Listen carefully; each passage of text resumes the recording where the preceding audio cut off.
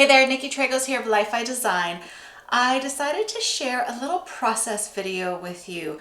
I like to work in sketchbooks, and these sketchbooks are ones that I make out of watercolor paper and recycled old vintage books, which I'm completely addicted to finding now. I kind of feel like the hunt of finding a really cool vintage book is part of the process, and then I transform them into these really loosely bound fun books that are my watercolor sketchbooks. I don't know about you, but I find sometimes watercolor sketchbooks can be a little bit expensive, especially when I just want to play and have some time to practice and explore and experiment in my sketchbook.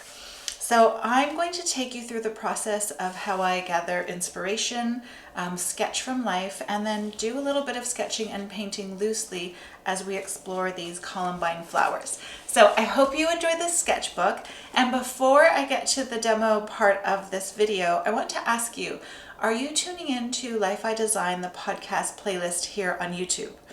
If so, I'm ready to record some new episodes, and I want to ask, what would you like me to chat about? Is there a topic that you're interested in? Is there a question that you might have? Go ahead and comment in this video so that I can start gathering some inspiration from you as I work on my next few episodes. And if you haven't tuned into any of the Life I Design podcast episodes, go ahead and look for the playlist here in my YouTube channel, and I hope you enjoy them. There's some pretty good ones there. So let's get to the demo portion of this video. I hope you enjoy. I'm going to show you how you can use some live references to really create an interesting sketchbook practice while playing around with watercolor. So I make these sketchbooks. If you've taken a few of my classes with me, you'll know that I love to use these for different purposes. I have a little sketchbook that I use for when I'm color swatching, and what it does is it just helps me get familiar with some new tubes of watercolor or watercolor paints that I'm working with, and I can get a true indication of what they look like after I've swatched them. So I'm going to keep this handy because there are a few colors that I haven't used a lot. I'm going to try to play with rose gold and maybe rose madder. They're two colors that I haven't played around a lot with. And I picked up this columbine, I think it's called. I'm really bad with names of flowers, but I picked up this columbine from my garden. I have a few that are drying in my vase here. So I like to have live visual references as often as I can for when I'm drawing something, studying it, becoming familiar with it. Again, this is a sketchbook that I've just made on my own. Play around with your art practice and really make it inspiring and unique to you so that you're connected to what you're doing, and make it fun. So use whatever watercolor paper you have, whatever paint colors you have. If you have different references that you are using, go for it. I'm going to make sure that mine is really easy to see so that maybe if you want to sketch using it, you can too. And make sure you can see as much as possible on my desk here. And I even just have a dirty palette that I'll add to because this is just creative play, and you never know what color mixes you're going to get when you mix some items together or some colors together. So just with a pencil, you can always start with a loose sketch, and sometimes I like to go in and do a little bit of a contour drawing, and I'm just letting my eye kind of follow the path that it will take as it's observing what's happening here on my stem. And I love wobbly lines. Maybe wobbly lines aren't your thing, and that's okay, but just make it really easy and playful. I kind of love how they almost look like trumpets actually. I love how these little petals join together to create something really interesting in this columbine flower. And I'm even going to exaggerate these leaves a little bit. Again, why not? Use your artistic license and have fun interpreting it. My goal here when I'm working in my sketchbook is to loosen up. It's to play with color, look at form, and even become a bit more familiar with whether, again, it's a flower or a still life, a landscape, whatever it is that I'm working on. And I'm just finding ways to, again, express the shape of the petals, what makes this flower unique. I can even see tiny, tiny stamens. So when you have it in person, I just want to make sure, I'm going to add the last little bit here. Hopefully you can see the bottom of the flower. I know it's a weird angle. There we go. Before I pick it up and move it. But when you're able to observe something in person, you can really become familiar with the shape, what the inside of a flower looks like. I can see the beautiful stamen. And even when I'm holding the flower at this angle, I'm looking down into the center. I can see just the layers. And again, just contour. So I'm not even really lifting my pencil, just really loose and free flowing. I can see all the layers of the petals. And as I'm examining these petals, I am becoming familiar with what this flower looks like. So when I am ready to draw it again, I can draw from memory. Or when I'm ready to paint it again, I can paint from memory too. Okay, so I like to either start with a pencil drawing and then I'll add in some color, or even what I like to do is go right in with watercolor and play. So I'm going to show you that next too. Your personal art practice should be just that. It should be yours. It should include things that make you happy. It should be really easy. I'm actually going to move these flowers so we don't get the shadow. It should be really easy because we often have moments that challenge us. So I'm just putting on my palette some rose madder. I think I'll find a spot here to lay down some olive green. And I like to use just a eyedropper to dispense a little bit of water into my petals. Even let's see what's happening on this end here. I think I have yellow. What do we have here? Smalt is also a color that I haven't used a lot of. It has a lot of purple undertone, but I thought it would be neat to mix with the green. We're going to see what happens. So make it easy, make it interesting for you. And because I don't use these colors very often, I'm going to go ahead and just wake up this rose madder. I'll go ahead and just swatch a little bit here. So what happens if I add water to my brush and lighten that rose madder? Now this is the back of a watercolor sheet in my journal, so it's going to react a little bit differently than the front, just to keep that in mind. I really like how light it is. It almost is really the perfect color for my petals. Let's go ahead and swatch. I might move my clip over. I like to use these bowl clips just to keep my sketchbooks open and nice and flat. There is olive green, has a nice yellow undertone. There it is with a bit of water. So always swatch, do your value scale practice. If you're not familiar with that, then go ahead and join me in Watercolors Made Simple. I will teach you how to do that. It's a really effective practice. And again, remember this one's really purpley. I've added a lot of water to it. And the reason why is because I want to see what it looks like mixed with the green. So it gives me a really nice deep green, which is my favorite. Okay, awesome. So there I have my colors mixed. And just so I remember what the colors are when I go back, you know, maybe a month down the road, I'm just going to make a little note. That's rose madder. This is smalt. And this is olive green. Really easy, right? So I've color swatched, I've warmed up a little bit.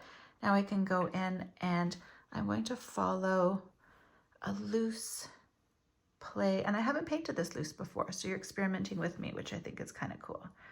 So I'm just going to start with this sort of outer shape here. And I know that my petals, there's a little bit of difference in terms of like how dark the value is of the petals and how light they are. So I'm just going to go in and see how I can interpret them. And again, I'm using a brush from the Life I Design brushes, and I'm kind of just playing around with shape. I don't want it to necessarily be exact. I'm just going to paint something really loose, and I'm leaving white space so that you can see there are many petals. And again, as I'm letting the paint run out of my brush, It's becoming a little bit lighter because the paint is absorbing the water, and then I can go back and paint in some darker areas. So if I look at the actual petals themselves, the outer parts of each individual petal are a little bit darker. So I'm working wet on wet to add a little bit of that definition there. And I'll even pop in that depth there. So you can see really loose. It doesn't have to be highly detailed or highly rendered. You can just very loosely create that impression of a very multi-leafed petal. So let's go in with a little bit of that green, and I'm just looking here at my visual reference, and I'll lay down a little bit of that green. I just loaded my brush up again, and I just want it to be loose and free. I don't want it to feel, again, like it's highly rendered. There's even a leaf back here that I think I can express quite easily. And let me just mix a tiny bit of that smalt into the mix and see what happens. This leaf looks a little bit darker, so let's go ahead and darken that one. And I feel like I should have pulled a yellow. I do have a different palette here that has a bit of yellow in it, just because I want to express that center. Ooh, it's fresh yellow too. What are the chances? Let's go ahead and put it in here, because I do want to mix a little bit of green with it, because it's not quite, if I look at it, it's more of a yellowy green. So I'm just going to mix up a little bit of that yellowy green and just pop it in to the center here. And then remember, there's different stages of wet on wet. So as your petals are starting to dry, you can even go back if you wanted to add a little bit more. So again, just sort of looking at my reference. And then if you add a deeper value, what you're doing is you're actually creating a little bit more interest in your finished piece. So remember, watercolor dries a little bit lighter. Oh, I'm really happy with that. Dries a little bit lighter, so don't be afraid to add a bit more color as you go, or a little bit more pigment. And then I can even pull back a little bit while this is still wet and control how it dries. So if I want a little bit of highlight, I can see some veining in this columbine leaf. So I can even just pull back a little bit, or if I feel like I pulled back too much, I can still go in and drop in some wet into the leaf there, or into the leaf and petal. Sorry, into the leaf and stem. I'm thinking as I'm instructing, and I just wanted to extend that a little bit. Okay, so you can paint loosely. You can change the angle of how you're observing things when you're painting and using a live reference. You can observe and hone in on details so much more easily. I even love how that little petal is there. So maybe what we'll do is we'll drop in some color here, and I'll even change my brush. So I'm using a pretty small brush. It is the, this was the one that, I can't see the size. I think it's the 2. I'm pretty sure it's the 2. And this one is the 5. We've just changed the brushes so that they don't wear out as much. So we're really happy about that. So I'm just going into the center here, and I can see there's a little bit of a darker value here in the center of each petal. So I'm just going to drop it in here, and that's going to be my darker value. And again, I'm using my pencil lines as my guideline. If you want to erase them, go ahead, feel free. You can even lighten them slightly. And then I'm just using water and the tip of the brush to slowly move that paint around.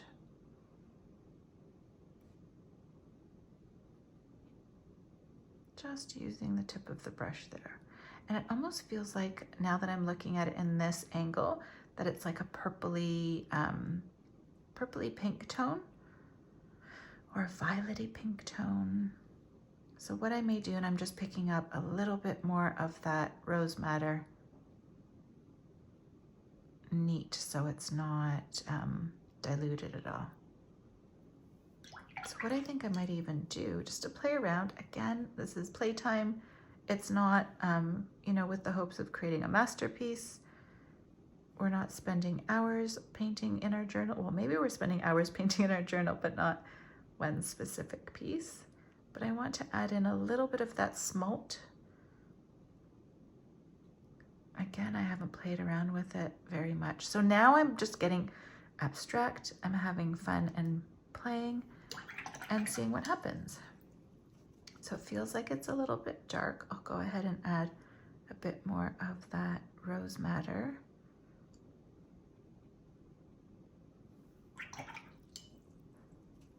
And play around with it. While that's drying a little bit, I'm going to go in and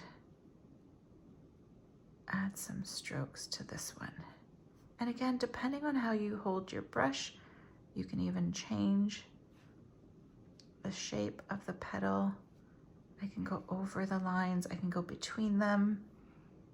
Drop in again a little bit of a darker value. So think about different ways that you can express this flower. Again, my plan isn't to make it look identical to what I see here. It is a very loose, playful expression of the columbine. Oh, I like that. So this one, I don't know if I love the smalt. So, and if that's the case, while it's still wet, you're in control, right? So I'm going to pull back. Oh, actually, I wonder what it looks like if I were to just dab it. Let me put that down. So just have a paper towel here and pull back completely. So again, I'm in control, and I love how you can see the residual purple in there. So we're gonna go back in and put in a bit more of that pink, and then maybe let it be actually after we add in a bit of yellow so we can emulate that center. And I love this kind of playful practice because I feel like what we often see is, you know, the perfect finished result of a painting and not the practice and the planning that happens before you work on a painting. I really like how it's starting to bleed and blend together, and I want it to dry that way, so I'm gonna leave it. Because this is the part of an artistic experience that everyone needs to go through. So sometimes if you're just learning how to paint, you think that every time you sit down to paint, it's a process that, you know, should come easily and quickly, and you'll know what colors to use and how to express whatever it is that you're working on. That's not the case. It actually takes planning and this type of practice in order for you to really start to develop your voice as an artist, your skills as an artist. We all go through these moments where we sketch and play so that we can work on building our skill set. If that makes sense. It's the stuff that is like the behind the scenes, which I think is really important. So I'm just dropping in a little bit more of the rose madder. I really love that because I feel like it emulates a nice heavy flow of like just loose petals or multiple petals. And then just a little bit of that greeny yellow. I'm even going to pull out a slight bit. So just using the tip of my brush, creating some wispy moments. Yeah, I really like that actually. Okay, and I want this green stem to be a little bit more loose. I almost feel like there's a green sort of petal that's flowing in here. And then bringing it down nicely. Oh, and I love how it bled in there. So go ahead with those moments and let them breathe and be. And I can drop in again while it's still wet. And there's different levels of wetness too that you can play around with. Okay, so I think I'm going to dispense a little bit more rose madder, and I can show you sort of what this one is drawing like. Again, really different ways that you can express the same visual reference that you have in your sketchbook that you can go back to and explore more of. Maybe when you have more time, maybe you're planning to paint a floral bouquet and you're not sure which flowers you want to include, this sketchbook practice will help you do that. So again, I just dispensed a tiny bit more of that rose madder, wanting it to be a little bit more opaque to create a bit more definition and a deeper value. Again, if you haven't played with values, oh, actually, I'm going to go into this one here. If you haven't played with values or you don't really understand the value scale, I highly recommend you work on that, because when you can learn to create a nice value range in your paintings, you will notice more depth. They'll feel a little bit more authentic, or I don't want to say realistic, but maybe, you know, a little bit more realistic, and just they'll have more interest because of a nice value range. I want this to be a little bit more loose and watery. Maybe even the center of this flower too, just a bit. I think I would have preferred if I had erased those pencil lines, so maybe when it's dry I can do that. Okay, so two really different approaches to working in my sketchbook. One is very loose. I love the contour drawing of this one. If I don't have time to finish it, I can go back and finish it. I feel like I need to extend the stem a little bit though, because the columbine stem, as you can see, is really long. So the plant itself has a presence, and I feel like that's a character that I need to express here too, which I think plays really well in that. There we go. That's a little bit better. Kind of reminds me more of a columbine. But again, so that's what I would love for you to play around with. Let me know if this was helpful.